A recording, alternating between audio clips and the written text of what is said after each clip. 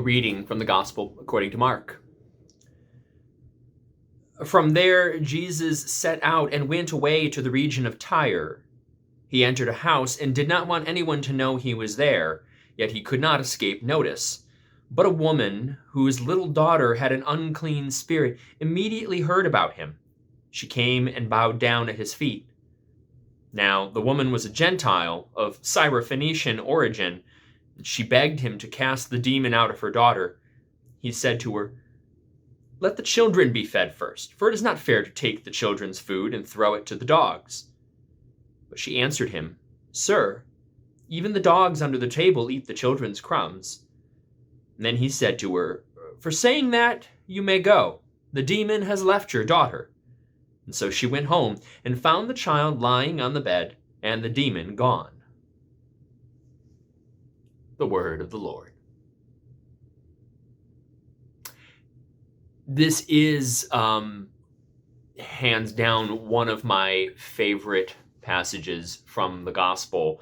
I'll say that because that might be startling for some people. So with some qualifications, because it seems like Jesus is saying this woman who they don't even give her the name. They just call her that Syrophoenician woman, that woman from Syria, Phoenicia, but a Gentile and a woman is somehow not even worthy of a name. And legend now calls her Justa. We call her Justa. And her daughter, Bernice. But in this story, Jesus seems so dismissive of her. Essentially equates her for being a dog. That's how of little esteem she seems to be. So it's a startling, for some people, this may not be one of their favorite passages, because it seems like Jesus is acting in a very hostile and prejudiced way.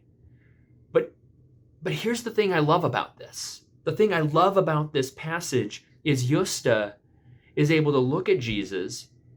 She doesn't react to him by getting combative or shutting down or hostile.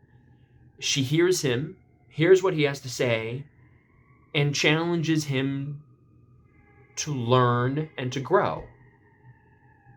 This woman, Justa, looks within herself and sees within herself the capacity to help Jesus learn and grow. And remarkably, in what may be one of the most important aspects of showing the humanity of Jesus, and that even though he is the incarnate, all-knowing, all-seeing God, Jesus, the also incarnate human on earth, is willing to learn and grow.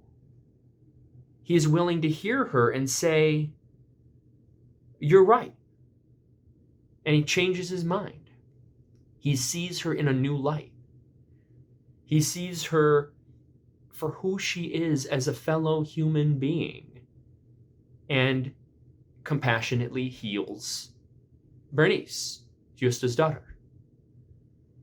It's remarkable that in a story where we hear time after time again of people who reach out and touch Jesus and cause healing to happen without asking him first, without checking with him if that's okay with him, she approaches him and asks him in a sense, almost as an equal, "Will you do this for me?" And when his response is not to see her as an equal, she challenges him, and he sees her, and he heals the daughter. I think this is, for me, a remarkable example of looking at when we say that Jesus is fully divine and fully human, what greater capacity could we see of his humanity and the hope we have for all of us as humans than our willingness to be challenged when we're wrong and to learn and to grow closer in love and relationship with one another. And it's through Justa, a Gentile Syrophoenician woman, that Jesus is changed. That truly, among all of the miracles that we hear in the gospel, is one of the most amazing of the miracles. Amen.